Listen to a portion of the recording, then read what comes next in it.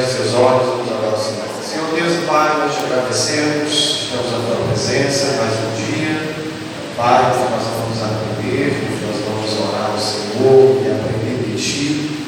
Pai, aplique cada palavra em nossos corações nesta lição que será falada, o assunto que será tratado. Continua conosco, meu Deus, abençoando aqueles que vieram, aqueles que estão por ouvir, aqueles que estão nos seus lares, se preparando, Senhor.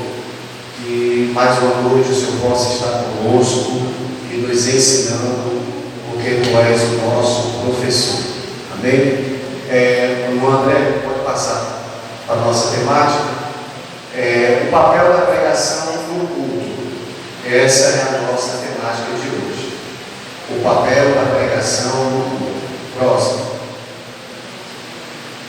O textual que diz: que pregues a palavra, instes a tempo e fora de tempo, redadas, repreendas, exortes com toda a longanimidade e doutrina.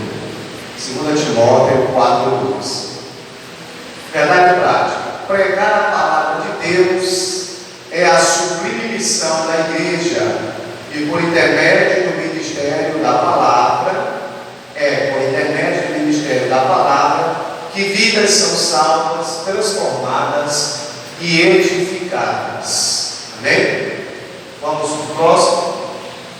A leitura bíblica clássica, 2 Timóteo 4, versículo 1 ao 5, que nos diz: conjuro-te, pois, diante de Deus e do Senhor Jesus Cristo, que há de julgar os vivos e os mortos na sua vinda e no seu reino, que pregues a palavra, instes a tempo e fora de tempo, redargas, repreendas, exortes com toda a longanimidade e doutrina, porque virá tempo em que não suportarão a sã doutrina, mas, tendo comichão dos ouvidos, amontoarão para si doutores conforme as suas próprias concupiscências, e desviarão os ouvidos da verdade e voltarão às fábulas. Mas tu, se sóbrio em tudo, sofre as aflições, faz a obra de um evangelista, cumpre o teu ministério. Amém? Próximo. A introdução. O que nós vamos ver então aqui nesta noite? A importância da pregação no culto, a natureza da pregação, a base da pregação no culto, o propósito da pregação no culto e a postura da igreja e do pregador no exercício da pregação no culto. Vamos lá. O ministério da palavra e seu propósito. O propósito da pregação no culto. Ali um aviso, todos precisam saber e você precisa falar. Então, o propósito de proclamação. O primeiro propósito da palavra, do ministério da palavra na pregação é o propósito de proclamação. Isso significa o quê? Denunciar ou anunciar as verdades divinas, revelando o próprio Deus para aqueles que estão ouvindo a pregação.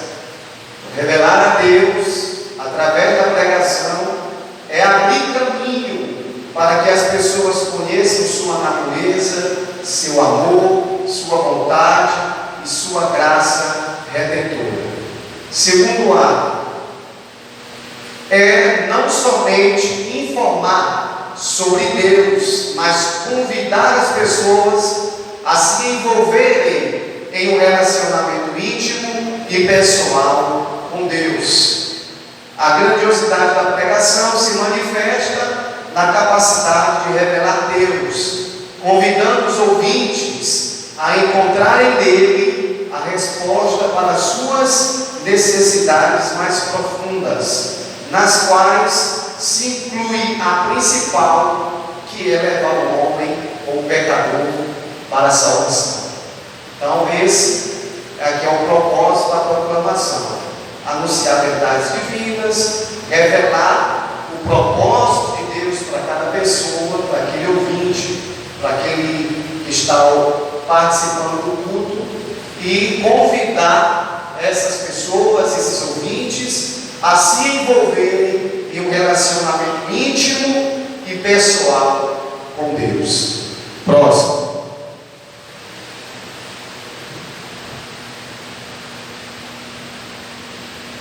O propósito de instrução.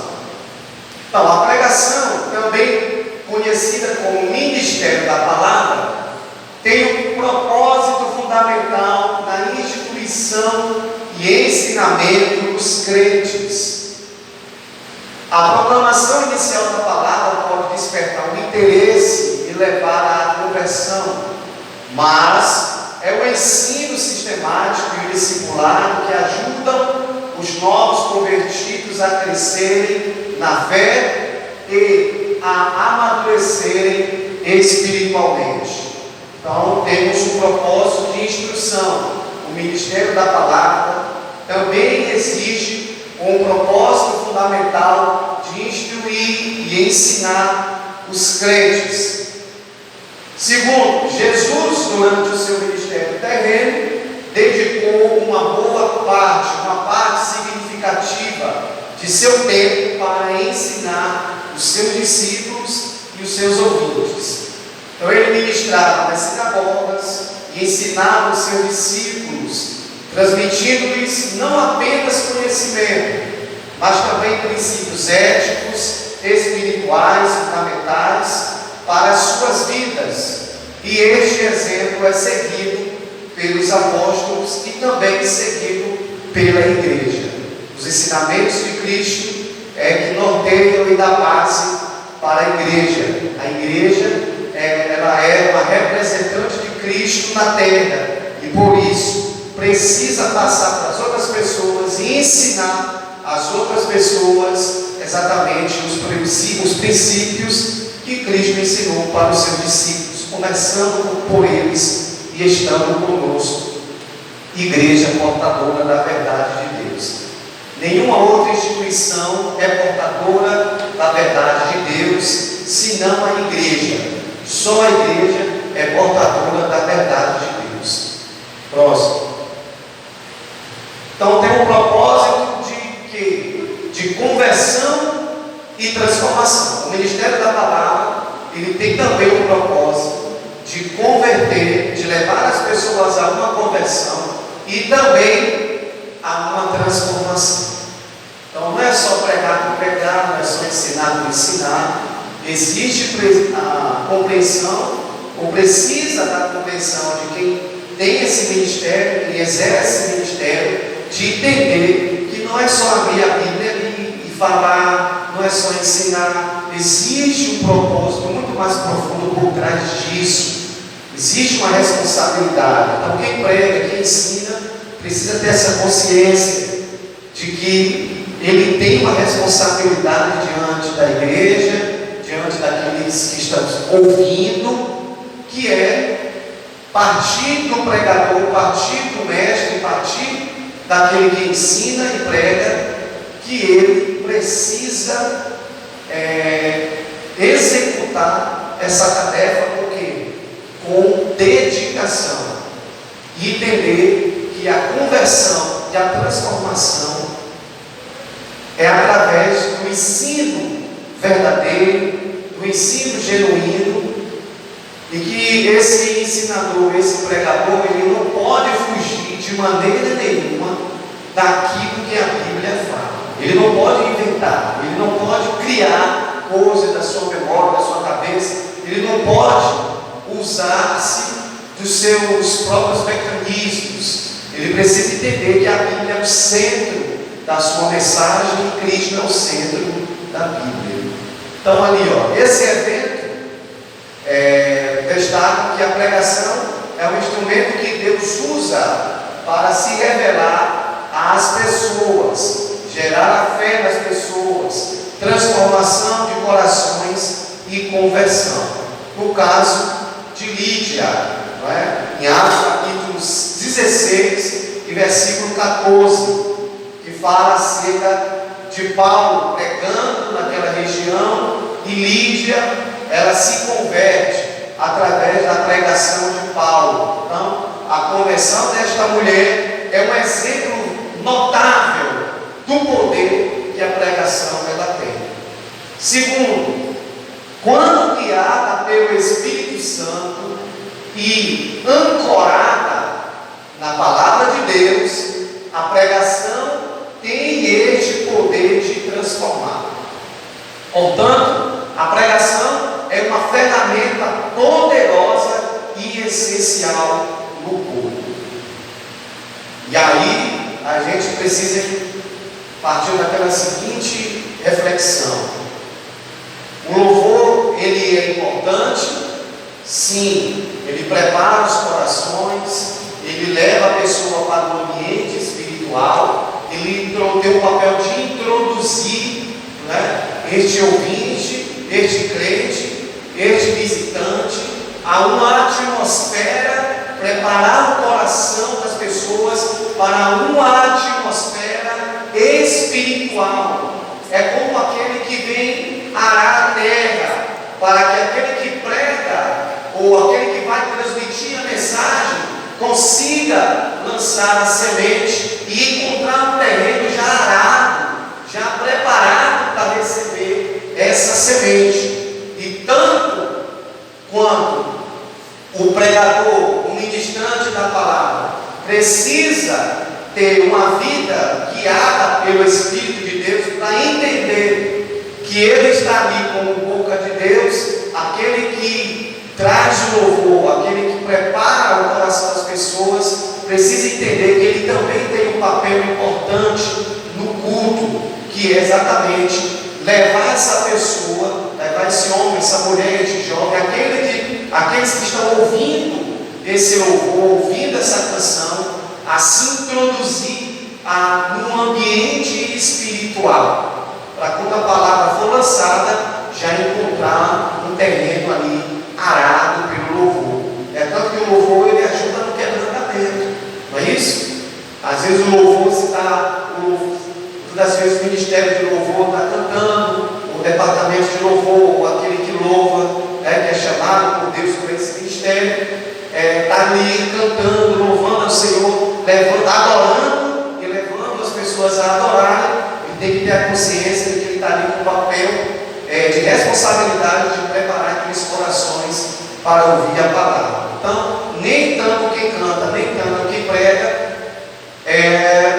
não pode ter o pensamento de querer aparecer. Quem tem que aparecer é quem? É o dono da obra. Quem tem que aparecer é o dono da palavra. Quem tem que aparecer é aquele que está sendo adorado. Amém? Então, a pregação ela tem aí uma ferramenta poderosa e essencial no culto, né? O louvor é importante, sim, mas a prioridade ela é a palavra.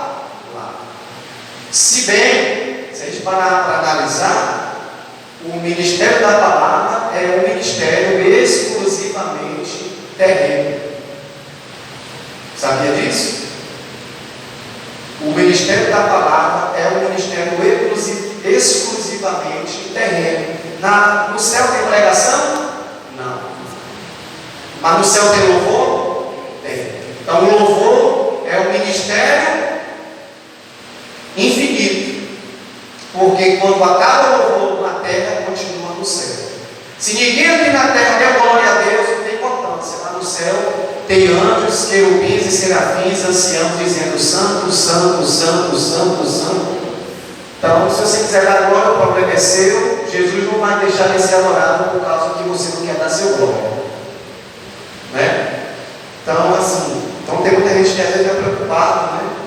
Está pregando, se alguém dá glória, ou cantando, alguém dá glória. Não se preocupe, não. Jesus não vai deixar de ser adorado, porque quando você prega, quando você canta, alguém não está adorando. O importante é você fazer a obra que Deus entregou no seu coração, né? Fazer a obra do Senhor com responsabilidade. Isso é o mais importante. Então, o ministério da palavra é terreno, porque foi um ministério não dado aos anjos, mas dado para a igreja. Então, terminou o culto, cessou a palavra. Mas o louvor ele é universal novo, eu não tenho ministério de louvor, então você cumpre o papel também eterno. O ministério da palavra e sua importância, o importante papel da pregação no culto. Olha aqui, Jesus está aqui, Ele te fortalece. Como crente, você precisa mudar seu comportamento. Ali são algumas temáticas colocadas ali. Então, edificar a igreja. A primeira importância da pregação é o que? É estar de comum acordo com o princípio da edificação. Então, esta edificação vem pelo confronto que o Espírito Santo traz pela pregação da palavra. Então, essa edificação pode ser através da palavra de incentivo e consolação, mas também por meio de palavra de que? Exortação e repreensão. Então, edificar pode ter aí esses vieses, né? De que? Consolar, exortar e repreender. Então, a palavra de edificação, ela cumpre também esse propósito: consolar, exortar e repreender. Entendendo que a Bíblia é a maior e a verdadeira profecia, a gente precisa compreender isso, que ao ser pregada a palavra, Deus pode direcionar, através daquele que está sendo porta-voz, uma mensagem que vai exortar, que pode repreender e também pode consolar, mas sempre também com aquele viés de tentar trazer um incentivo para a pessoa, não fazer com que a pessoa desista de ser crente, não fazer com que a pessoa desista da carreira cristã, mas que a pessoa entenda e compreenda o que de fato é a caminhada cristã. Entender que se Deus exorta, que se Deus repreende e que se Deus consola, é porque Deus te ama, é porque Deus nos ama.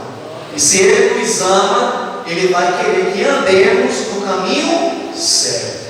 Então Ele vai endireitar as nossas veredas, aplanar os nossos caminhos. Então, quando você receber uma exortação, uma repreensão, uma consolação, o incentivo, entenda que é Deus dizendo: eu te quero por aqui, é por esse caminho que eu quero que você caminhe. Próximo.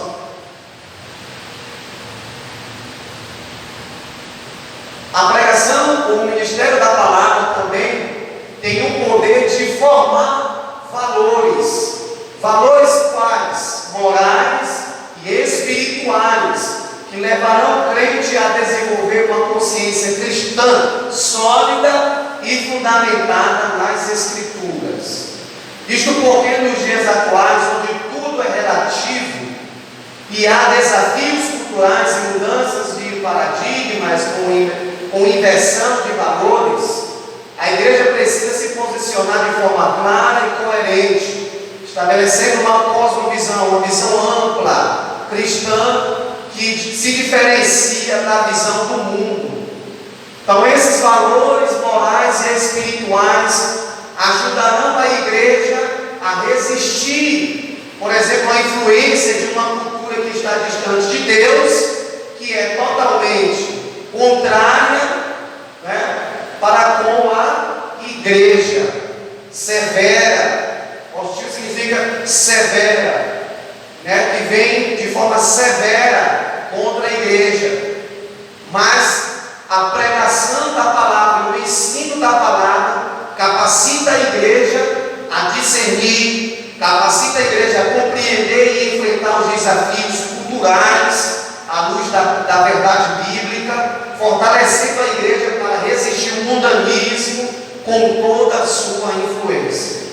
Eu acho que se alguém pegar o microfone aqui e for pregar uma mensagem que foge dos padrões, eu acho que essa igreja ela está preparada para discernir se aquele camarada ou aquela pessoa que está pregando está dentro ou fora dos padrões. Eu acredito nisso. Eu acredito porque a gente vem batendo nessa tecla, a gente vem falando sobre essas questões de valores, a gente vem falando sobre essa questão do ensino, e nós estamos falando sobre essa questão aqui de moldagem do caráter. A gente vem falando sobre caráter cristão há muito tempo. E se a gente parar para analisar sobre tudo isso que a gente já falou aqui, sobre a questão da formatação moral, a formatação espiritual, que a resistência da igreja quanto à postura da cultura mundana. A gente pode ver, por exemplo, uma cultura LGBT, né? A gente vê uma posição com relação ao aborto. A gente vê uma posição do mundo, mundana, querendo colocar goela abaixo o casamento homoafetivo, né? Eu acredito que essa igreja ela consegue muito bem recepcionar e receber esse tipo de pessoas. A gente não vai expulsar da igreja, a gente não pode fazer isso. A gente vai acolher essas pessoas, mas ensinando qual é a verdade à luz da Bíblia. É aquele velho ditado: venha como estás, mas não deve permanecer do jeito que está. Existe a necessidade de uma transformação, não é? Se alguém combater contra você com relação à sua visão, com relação à visão da sua igreja, o que sua igreja pensa, por exemplo, sobre a questão do aborto? O que é que você diria, mediante os ensinamentos que nós estamos aqui tratando, e quem tem vindo aqui no culto de ensino, quem tem vindo aqui no culto, na verdade também não deixa de ser uma escola, né? Não deixa de ser uma escola bíblica. Eu tenho certeza que cada um de vocês que tem sido assíduo aqui consegue responder essa pergunta, consegue responder à luz da Bíblia. Amém ou não? Por que eu digo isso? Porque se a gente for analisar ali, a questão da inversão de valores, você precisa ter uma consciência cristã muito bem moldada, muito bem sólida e fortificada sobre essa questão da inversão de valores. Hoje, o que é certo é errado. O que era certo está se transformando em errado. Aí tem a inversão de valores. A gente consegue perceber isso, uma decadência muito grande, e uma falta muito grande de maturidade espiritual e bíblica. As pessoas elas confundem, sabe o quê? E assim, é alarmante isso. As pessoas às vezes confundem dogmas religiosos ou costume de uma denominação, costume de uma igreja. Elas confundem isso com a doutrina da palavra. Sabia disso? E elas levam assim ao pé da letra, ao ponto de dizer assim: a sua igreja não é verdadeira. A igreja verdadeira é a minha, porque a igreja verdadeira sendo a minha, lá eu uso calça, não uso brinco, não uso batom, não faço as axilas, não limpo, não tenho higiene pessoal. Lá é a igreja certa.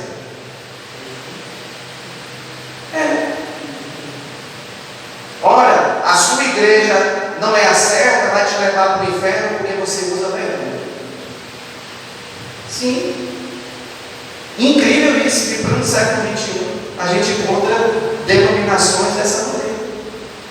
E diz que ela vai para o céu e que ela é a igreja verdadeira e que você que não está dentro dessa igreja, você vai para o inferno. Aí me diga, onde é que estão os princípios de Deus? Onde é que estão os princípios da palavra? Onde é que está ali a imersão bíblica? Onde é que está a pregação da palavra aí nessa denominação? Mas eu costumo dizer que é importante para os líderes esse tipo de gente. Sabe por quê? porque massa de manobra. É melhor eles manterem 50 ou 100 pessoas com essa visão assim, bitolada, que não entende nada do que é princípio bíblico, que não entende nada do que é a palavra de Deus. Aí as pessoas ficam 1000 anos na igreja, bitoladas, mas o dízimo delas é certo. Entendeu? Você acha que o líder vai querer uma pessoa dessa se diverte? Não. Ele vai querer fazer assim, continue assim. Porque assim você está bitolado a uma denominação e não ao Evangelho. É igual que a gente encontrou outro. Entendeu? Pois é, um exemplo vivo. E claro que a gente encontrou outro. Né? Então assim, foge totalmente, irmãos, da questão bíblica. A Bíblia ela não muda. A Bíblia ela não muda. A Bíblia que você prega aqui, que você lê, a Bíblia que a gente prega aqui, o princípio bíblico correto que a gente prega aqui, é o mesmo princípio em qualquer lugar do mundo. Você entende? É a mesma coisa. A Bíblia não muda. Mas aquilo que é humano, aquilo que é mente ou fruto da mente humana, cai por terra. Eu vou dizer um exemplo aqui. Por exemplo, vamos lá. Vamos para essa questão aí do que é a invenção do homem. Na época que eu era criança, eu convivi num período em que as mulheres não podiam andar de bicicleta, eram disciplinadas. Não podiam andar de bicicleta. Hoje as mulheres dos pastores e tantas outras têm moto. Não podia ir para a academia. Hoje, as mulheres, as irmãs, elas vão para a academia. A Bíblia mudou? E por que não podia ir hoje pode? É porque é do homem. E quando é do homem, cai por terra. Entende? Não podia beber Coca-Cola, porque era do diabo, era do Satanás. Era mesmo, mas não podia beber Coca-Cola. Sério mesmo. Não podia jogar bola, por exemplo. Não podia jogar bola. Hoje o futebol é um meio de evangelismo. E aí, por que antes podia e hoje pode? Não podia assistir televisão, pronto. Não podia assistir televisão. Né? Hoje na casa de muitos pastores tem telão nas mansões deles. Ué, por que antes podia e hoje pode? Não era de Deus. Deus mandava para o inferno e essas pessoas lá atrás estão no inferno. Quer dizer, estão no céu porque não assistia. Entende? Então assim, tem nada a ver. Não tem nada a ver usos e costumes com relação ao ensino da palavra de Deus. Então as pessoas levam muito ao pé da letra. Aí esse tipo de gente, quando você vai mais profundo nas escrituras, mostrando para eles, eles não aceitam. Sabe por quê? Porque eles têm uma mente bitolada. Porque o importante para eles é aquilo que o pastor dele lá atrás falou. É aquilo que o que está no estatuto, o que rege o estatuto da sua igreja fala. Diz. Então, a gente vive ainda hoje em meio a um analfabetismo bíblico muito grande. Muito grande. Entende? E aí, quando a gente vai analisar a luz da palavra, cai por terra, porque não se sustenta. Mas a palavra de Deus diz: passarão os céus e a terra, mas as palavras de Cristo ela não passarão. O que é princípio bíblico aqui é princípio bíblico em qualquer lugar do mundo. Não é? Qual é o princípio, por exemplo, da pregação? Qual é o princípio, então, do ministério da pregação? É formar valores éticos, morais, espirituais.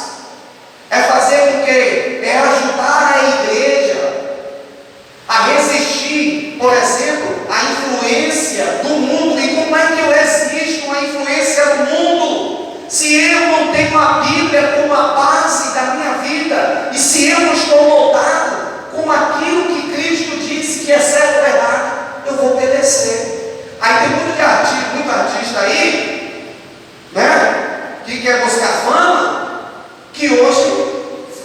serve ao diabo,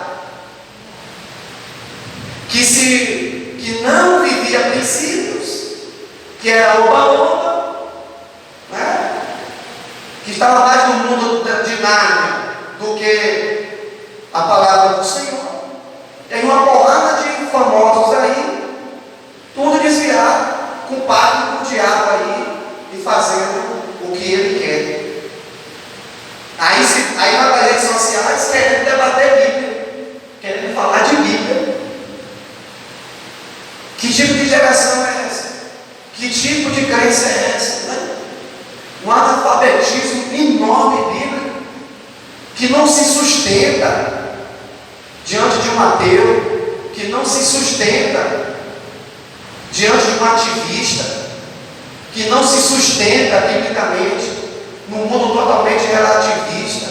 Relativista assim, tudo eles falam que é relativo. Não, isso é relativo, depende do ponto de vista. Não, a Bíblia é absoluta. A Bíblia só depende de um ponto de vista, que é o de Cristo. E pronto. O ponto de vista bíblico é o de Deus, é o de Cristo, e é isso que importa. O mundo pode achar o que ele quiser, mas o ponto de vista absoluto é o de Cristo, que acabou. Se o homem morre na prática do pecado, não existe purgatório, não existe outro caminho, não existe uma outra meio de escapar. Se morreu no pecado, essa pessoa ela vai sofrer os danos da perdição eterna. Sim ou não? Então não tem como. Não são três caminhos, são dois. São dois senhores. É Deus ou o diabo, luz ou trevas, perdição ou salvação. Não há três caminhos. E outra, todos os caminhos levam a Deus. Não, é mentira. Só existe um caminho que leva a Deus, e é o seu Filho. E ele disse: eu sou o caminho, a verdade e a vida, e ninguém chega a Deus, ao Pai, se não for por Ele. Então, todos os caminhos levam a Deus? Não, meu querido, não existe isso não. Amém? Pode passar aqui, para frente? Próximo. Então, pregação, ensino, crescimento espiritual, discipulado, pastoreio, né? Então está totalmente uma linha do tempo ali, não é isso? Alguns cristãos não crescem, está vendo ali? 1980, geralmente uma estimativa, 2018, alguns passam os anos e continuam imaturos, como eu acabei de dizer. Então, mesmo com a pregação do ensino, mesmo com o crescimento que é o alvo, a pregação e o ensino, que tem um alvo de crescimento espiritual. Então, a gente percebe que desde 1980 até o ano 2000, o tempo vai se passando e lembra-se aqui, alguns, não está falando todos, alguns cristãos não crescem. E até hoje, os anos passam e continuam pessoas imaturas, sem maturidade espiritual. Sim ou não? Irmão, é tanta coisa que a gente vê por aí, né? Tanta coisa que a gente vê assim, e fala, nossa, é um absurdo. É um absurdo isso. Quando a gente para para analisar e vê que parece que está, ao invés de progredir, parece que está regredindo. Agora entenda, irmão, o acesso hoje à palavra é tão grande, os meios de comunicação aí, a internet, está tão fácil de você, por exemplo, aprender uma teologia, de você aprender um grego, um hebraico, para você fazer um curso online, não é? Para você aprender com algum mestre, no YouTube de graça, o ensino está aí, disponível de graça. Mas as pessoas não têm a coragem, por exemplo, irmão, de tirar 20, 30 reais do bolso, muitas das vezes, para investir no seu crescimento espiritual. É sério.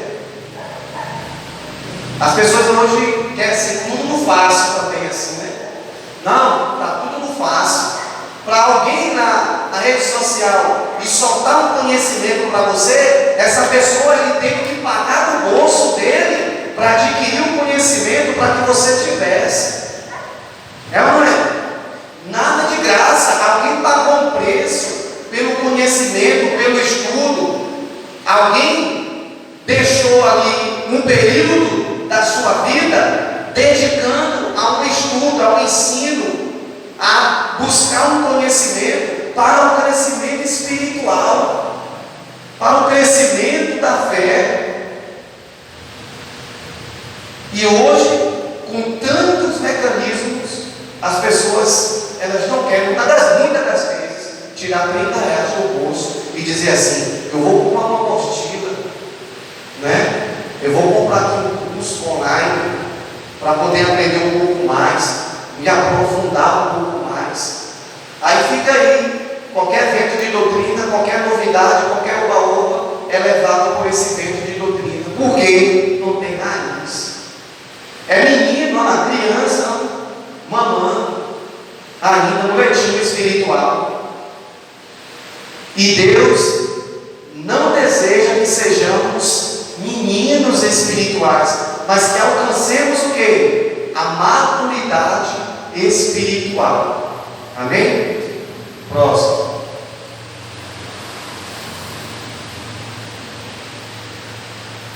Então, os crentes são inspirados a crescer espiritualmente. Este crescimento tem a ver com uma busca contínua por Deus em oração, no compartilhamento da fé e viver uma vida que glorifica a Deus. Este é o crescimento. Então vamos lá. Santificar a igreja. O ministério da palavra também tem o objetivo de santificar a igreja.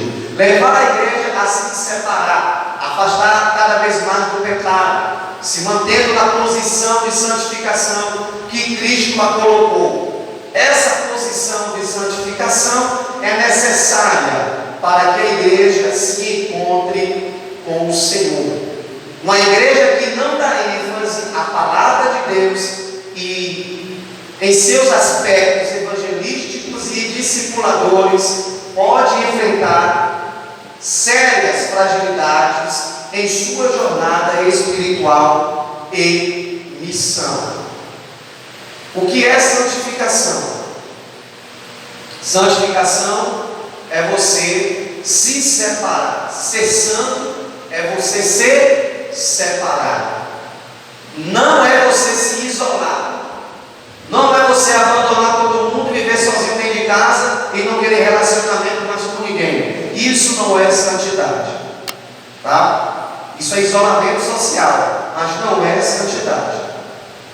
O que é ser santo? É você viver em um meio corrompido, mas não se corromper. É você viver em meio a uma comunidade corrompida e você não se corromper. Um grande exemplo de santidade é Daniel. É estar na Babilônia, mas não se contaminar com a Babilônia. Esse é o grande exemplo de santidade. E a Bíblia diz que sem santidade e sem paz com os irmãos é impossível, não é isso? Seguir a paz com todos e a santificação, sem a qual ninguém verá a Deus. Amém? Então, uma igreja também, a igreja também que prega a palavra, que tem o ministério da palavra como um objetivo principal, que tem a palavra de Deus como um objetivo principal, ela também tem um aspecto evangelístico e um aspecto discipulador. Uma igreja que está fundamentada na palavra é aquela igreja que ganha almas, que faz discípulos e que também discipula pessoas. Sim ou não?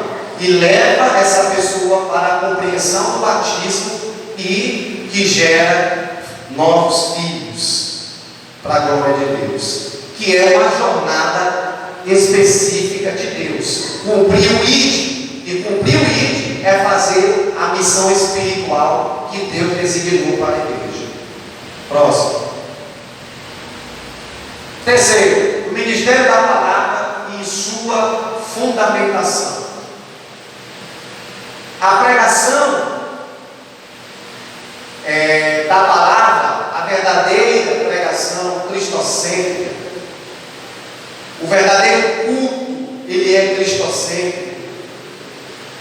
A igreja que ama a palavra, que tem a palavra como a sua fundamentação, ela entende que a natureza dessa pregação, eu quero estender com o louvor também, porque o louvor também é uma mensagem cantada, mas é uma mensagem, sim ou não? O que Jesus veio fazer? Vou fazer uma pergunta. Vamos lá, olha só a fundamentação. O que Jesus veio fazer? Alguém sabe responder? O que Jesus veio fazer? Salvar. Através de quê? Qual mecanismo? Ele veio, enviado por Deus, morrer na cruz por nós. E automaticamente essa morte leva à salvação. Tudo bem. Algum outro homem poderia fazer? Não. É isso? Joel capítulo 2, versículo 28. Existe uma promessa. Alguém pode abrir Joel capítulo 2, versículo 28? Você não consegue tirar também, André? Mas procura aí. Joel capítulo 2, versículo 28. Só para te mostrar uma coisa aqui. Então, Cristo veio fazer o que eu poderia fazer. Você poderia fazer o que Cristo fez? Alguém aqui poderia fazer o que Cristo fez? Pronto, você já respondeu a primeira pergunta. Ninguém achou ainda não? Joel 2,28? Pronto, aí não achou ali. Leia, por favor. E acontecerá depois que derramarei o meu espírito sobre toda a carne, vossos filhos e vossas filhas profetizarão, vossos velhos sonharão, vossos jovens terão Sonhos. Quem prometeu aí foi? Deus. Não é isso? Agora abre Atos 1:8.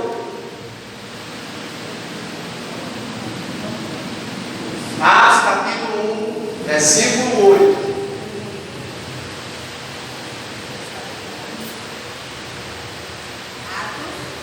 Atos Apóstolos, capítulo 1, versículo 8. Quem achou pode levantar e ler. 1:8. Isso. Mas recebereis a virtude do Espírito Santo, que há de vir sobre vós, e ser-me-eis testemunhas, tanto em Jerusalém como em toda a Judéia e Samaria, e até os confins da terra. Então, quem falou isso aí foi? Foi? Jesus, não é isso? Atos capítulo 2.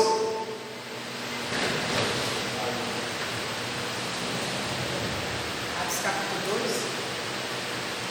2. Isso. Atos capítulo 2. 2. Isso. E cumprindo-se o dia de Pentecostes, estavam todos concordantemente no mesmo lugar. Aí, vem mais um pouquinho. E de repente veio do céu um som como de um vento veemente e impetuoso, e encheu toda a casa em que estava assentado. Pronto. Você tirou ele, né? Coloca ele no meio. Então, Jesus veio morrer na cruz para salvar a humanidade. Amém? Tudo bem. Deus prometeu em Joel 2,8 o quê? Você leu? Hã? De quê? Isso. Jesus disse em Atos 1,8 o quê? Ficareis em Jerusalém até que do alto recebereis poder para ser minhas testemunhas. Não é isso? 10 dias depois que Jesus subiu, aconteceu lá a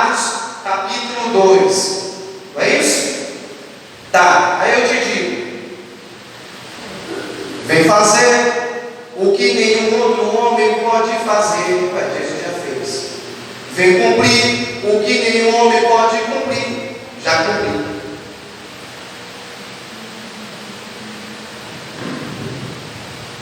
Pegou? Essa canção está pedindo para a gente fazer mais o quê?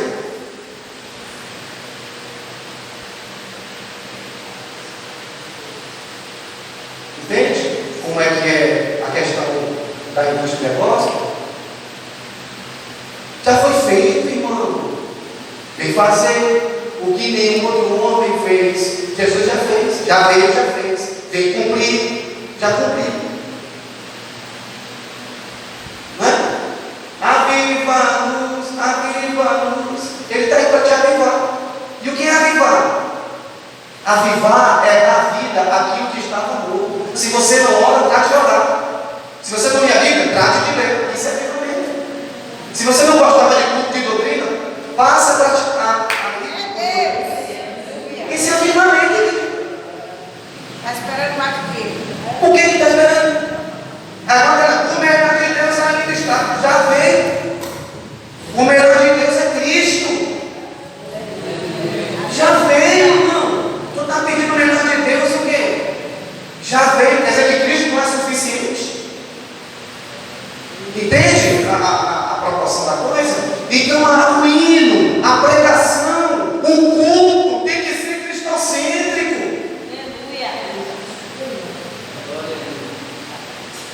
Mas ninguém quer cantar aquele louvor. De todas as provas que eu já passei, é bem difícil, Senhor, a gente, porque não dá ibope, né? Não dá like, não dá seguidor, né?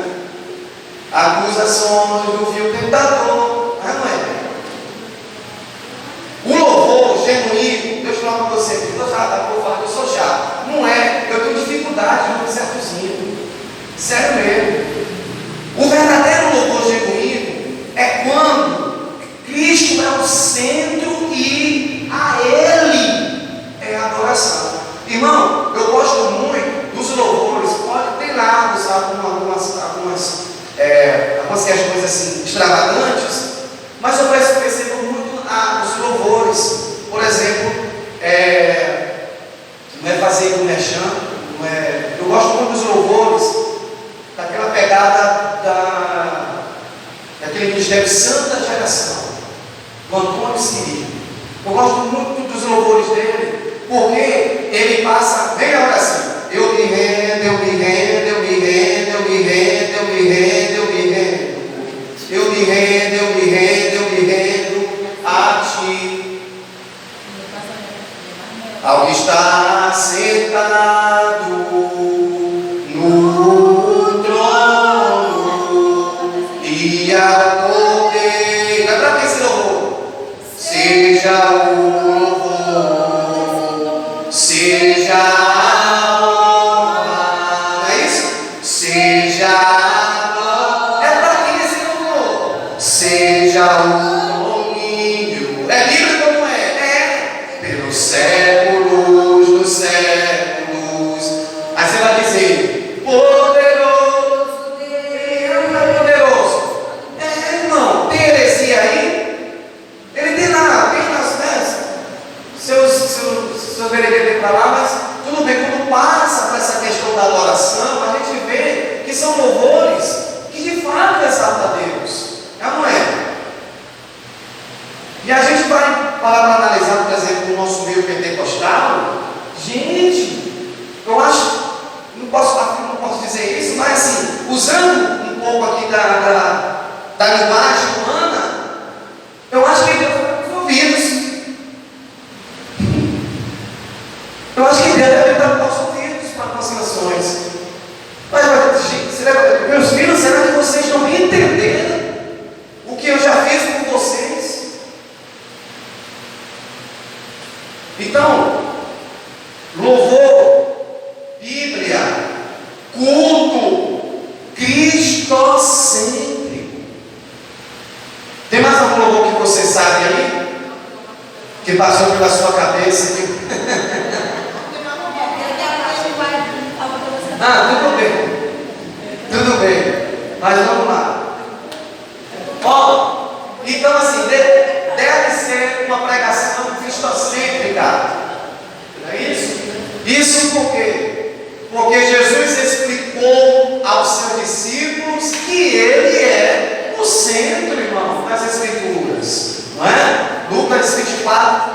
7. Outro, os profetas do Antigo Testamento apontavam para Cristo. Não é isso? Os profetas do Antigo Testamento apontavam para Cristo. Os irmãos da igreja primitiva pregavam a Cristo.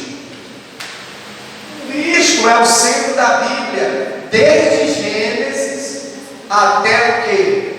Até o Apocalipse. Então Cristo é o centro da Bíblia. Então uma pregação eficaz não apenas explica as Escrituras, mas ela revela Cristo nas Escrituras, mostrando sua pessoa, sua obra redentora, seu papel como Salvador e Senhor. Eu posso pregar em qualquer livro da Bíblia, mas a minha mensagem tem que ter Cristo, tem que terminar com Cristo, tem que ter Cristo no meio, tem que ter Cristo no início. A finalidade é Cristo. O louvor que exalta a Deus tem que ser para Cristo. A gente vê louvores que é mais para o homem, a massagem de ego do homem, não é?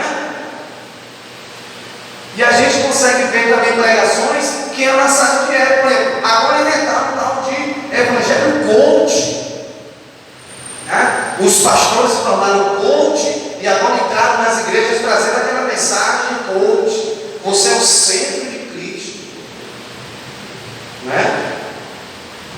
Nossa, você está doidado, você é a expectativa de Deus. Que isso? Aí alguém senta no banquinho, coloca umas luzes e vai falando umas baboseiras assim, não tem nada a ver, está massageando ego. Você tem que vencer. Você, olha, Deus não te chamou para isso, Deus te chamou para vitória. Mentira, irmão, Deus não te chamou só para vitória, não. No mundo tereis aflições, irmão. Aquele que perseverar até o fim, dar-te-ei a coroa da vida, irmão. Irmão, Paulo disse: eu combati o bom combate, acabei a carreira e guardei a fé. Se ele combateu o bom combate, então ele vivia em guerra. Ele disse: tragam comigo nas minhas costas as marcas do Evangelho. Aí eu vou dizer para você que você não tem culpa nem culpa. Eu estou mentindo para você. Isso não é Evangelho. Isso não é Evangelho. O dinheiro, a fama. Gente, onde é que vamos parar?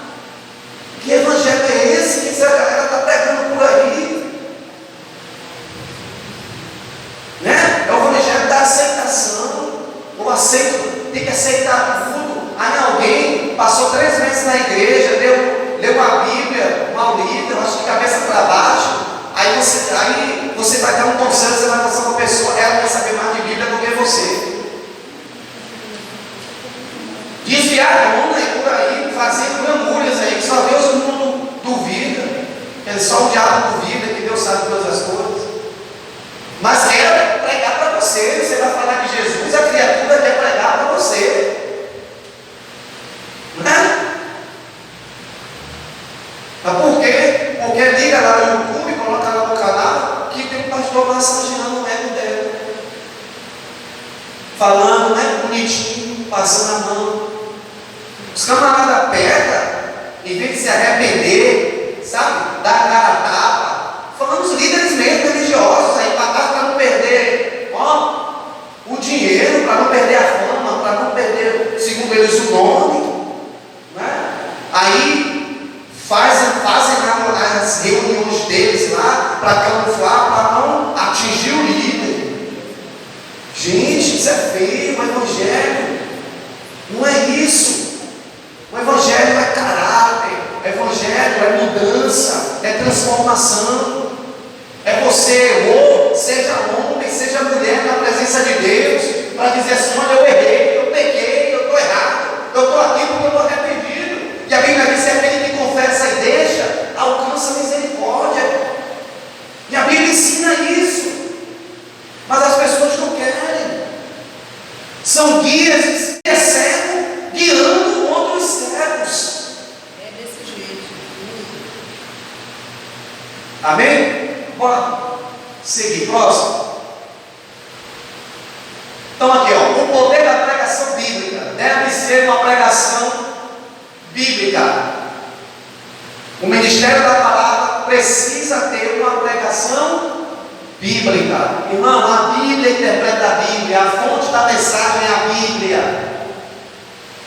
A mensagem ela brota da Bíblia. A mensagem ela flui dos textos bíblicos. A mensagem é a explanação da verdade de Deus na Bíblia. Então aqui, uma pregação bíblica é aquela que não foge de maneira nenhuma da fonte originária, que é a própria Bíblia, a fonte originária da mensagem. Então, isso implica em dizer que a pregação não deve basear-se em quê? Em técnicas de autoajuda, performance, entretenimentos e fábulas que muitas vezes negligenciam os princípios e as doutrinas fundamentais da fé cristã. Isso porque as pregações de autoajuda e seu conteúdo tendem a ser homocêntrico, colocar o homem no centro, também buscando seus próprios interesses e sem compromisso real com a palavra de Deus. Uma igreja que não tem a mensagem bíblica, que não tem a Bíblia e a sua pregação bíblica, que não tem o ensinamento bíblico, que o pastor ou o líder, ou seja lá quem for, não traz a verdade bíblica para ela, não traz o alimento sólido para ela, ela está fadada a ser uma igreja balão. É uma igreja balão, que vive de movimento do vento. Aí o pastor tem que fazer isso, suar a camisa.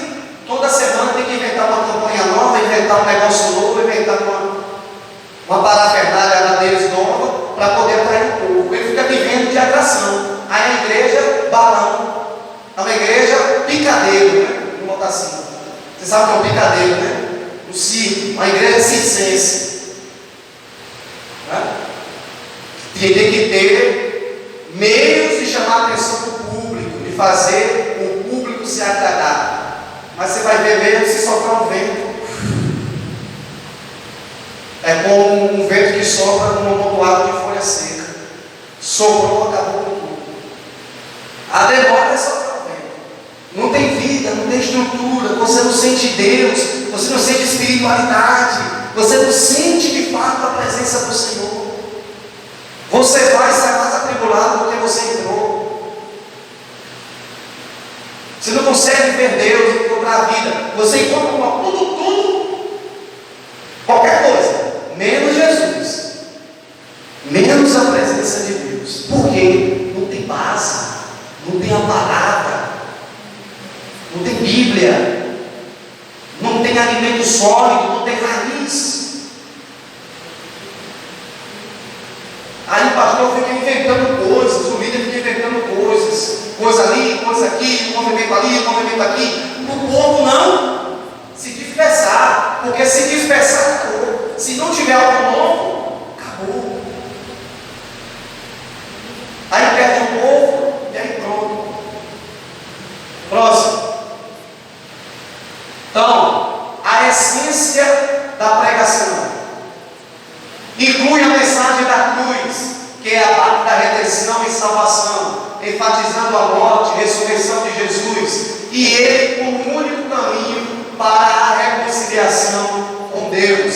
Portanto, tudo que foi explanado na pregação deve ter como objetivo levar as pessoas a Cristo e viver uma vida de santificação com Ele. A pregação vai além de simples conselhos de autoajuda e se concentra na necessidade de arrependimento, perdão, graça e transformação espiritual. E como parte da pregação em sua essência está inserida também a mensagem do arrebatamento da igreja, que também faz parte do plano divino de redenção. Então a mensagem da cruz, ela não pode ser negligenciada. A essência é Cristo, é a sua cruz, é a sua morte, a sua ressurreição. né? É mostrar que Ele é o caminho, é a verdade, é a vida, é com Ele que o homem se reconcilia. É mostrando que a salvação é somente por Ele, para Ele e por meio dEle. É mostrar também que a mensagem do Evangelho, a mensagem da cruz, a mensagem de Cristo, ela também tem um poder escatológico, ou seja, de mostrar o futuro deste ouvinte, mostrar o futuro da humanidade através da pregação do arrebatamento, que é a esperança da igreja. Qual é a maior esperança da igreja? O arrebatamento de Cristo. É Cristo vir buscar a sua igreja. Essa é a maior esperança. O que move a igreja, o que deve mover a igreja, é o plano divino de redenção, tanto para ela, tanto para aqueles que estão lá fora. A mensagem e a essência, melhor dizendo, da pregação é essa. Tem alguma dificuldade de vocês entenderem isso aí? Que a essência da mensagem é Cristo, e a essência da mensagem é a ressurreição, é a obra redentora, o plano divino para a redenção de todo homem perdido. Tem alguma dificuldade nisso? Existe aqui algum bicho de 7 cabeças que para vocês não entenderem que a essência dessa pregação, que a essência dessa mensagem, que aquilo que a igreja prega, que aquilo que a igreja anuncia, que aquele que a igreja adora, está aqui, no centro da Bíblia. Então, irmão, qualquer pregação, escuta aqui, qualquer pregação que Cristo não está no centro, qualquer mensagem que Cristo não seja ao centro, que não mostre Cristo no centro, que não mostre Cristo como autor, ela não tem valia nenhuma no espiritual. Ela vai massagear o ego, ela vai fazer as pessoas muitas das vezes se emocionarem, ela vai fazer qualquer coisa ali no mundo espiritual, ou nem no mundo espiritual, no mundo físico mesmo. Vai ficar só aqui nesse nível. Por quê? Porque quem está falando está tentando agradar quem ouve. Mas a mensagem cristocêntrica, aí sim, aí ela tem o poder de mudar, tem o poder de transformar, tem o poder de fazer coisas extraordinárias. E a gente precisa também entender que a mensagem que Cristo está no centro, ela não nos dá nenhum tipo de autorização para falar aquilo que Cristo não falou. E tem muita mensagem por aí, gente falando coisa que Cristo não mandou falar. Tem muito pregador prometendo aí coisa que Jesus nunca prometeu. Tem muita gente aí falando coisa que Cristo nunca disse. Vai lá na hora da emoção, aí fala. Irmão, a pregação, ela pode ser de 10 minutos, 20 minutos, 15 minutos, ela não precisa ser 1 hora. Tá? Se ela for cristocêntrica, ela pode ser 10, 15, 20, 30, não importa o tempo. Basta que ela seja cristocêntrica e a essência dessa mensagem seja a Bíblia. Porque eu posso falar 10 minutos, 20 minutos, Cristo sendo o centro desse sermão, a Bíblia sendo a essência desse sermão, e os outros 10, 20, 30, eu não tenho mais mensagem de ficar falando coisa de mim mesmo. Aí daqui a pouco está eu profetizando o que Jesus não mandou profetizar, daqui a pouco está eu falando aquilo que Cristo não mandou eu falar, e daqui a pouco está eu entrando em assuntos que não era que Cristo não queria tratar. Por quê? Porque simplesmente eu deixei de ser cristocêntrico, deixei que a Bíblia fosse a essência deste sermão e agora passei a falar de mim mesmo. Então, existe uma responsabilidade muito grande para aqueles e aquelas que sobem do altar para falar em nome de Deus. Próximo. Conclusão. A postura da igreja do pregador no exercício da pregação. Primeiro, entender que a pregação autêntica e genuinamente bíblica deve refletir os valores e princípios do reino de Deus. Isto requer que membros, pregadores e líderes estejam envolvidos, compromissados com a ministração da verdadeira pregação e ensino da palavra de Deus e não de um outro evangelho. Isso tem um próximo aí. Não? Então, essa é a conclusão. A postura da igreja e do pregador é exatamente isso. O pregador, antes de pregar, ele precisa refletir, ele precisa meditar, ele precisa buscar de Deus orientação e ele precisa ter uma vida com Deus para que ele possa falar a palavra de Deus. E a igreja, ela precisa também prestar atenção no que está sendo falado.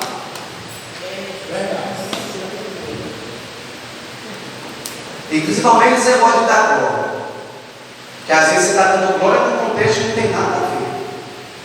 Né? Então, assim, outra coisa é você prestar atenção na mensagem e dar glória e glorificar depois que você experimentar a palavra. O glória, o aleluia, ele tem que ser com entendimento, com compreensão. Irmão, não está mais da glória. Vocês nem entenderam o que é que o rapaz falou, o que é que a pregadora falou, o que o cantor falou, o que estava cantando falou e está dando glória. Está dando aleluia, porque você foi na rua. Às vezes o irmão falou uma heresia ali, até mesmo sem saber, e você está dando aleluia, glória a Deus. Irmão, eu passei por uma prova tão grande, irmão, aleluia, glória a Deus.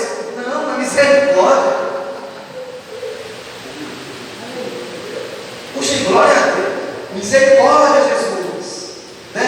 Mas Deus me deu vitória. Aí sim, aleluia, glória. É ou não é? Mas por que muitas das vezes você deu aquele glória a Deus, aleluia? Porque isso foi automático. Então, assim,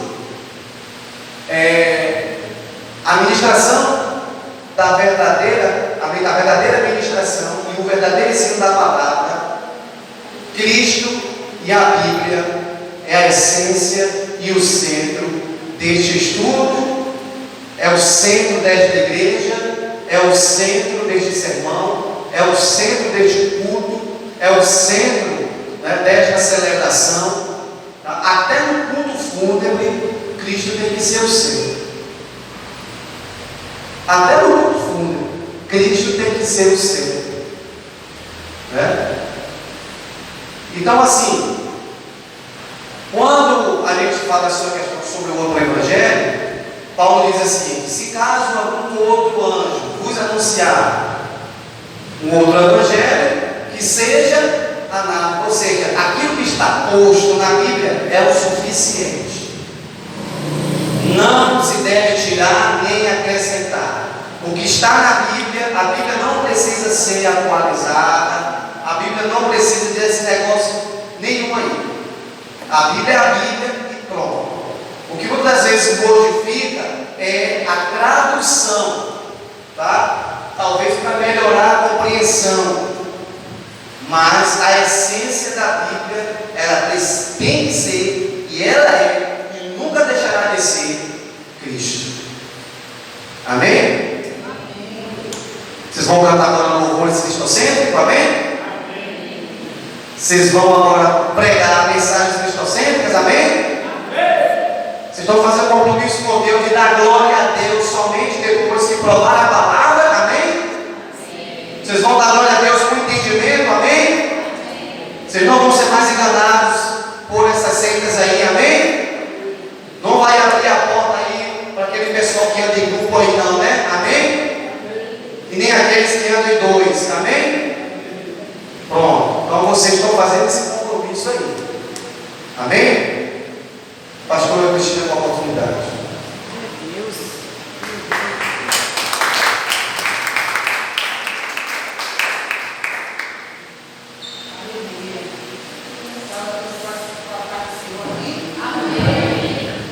Estudo.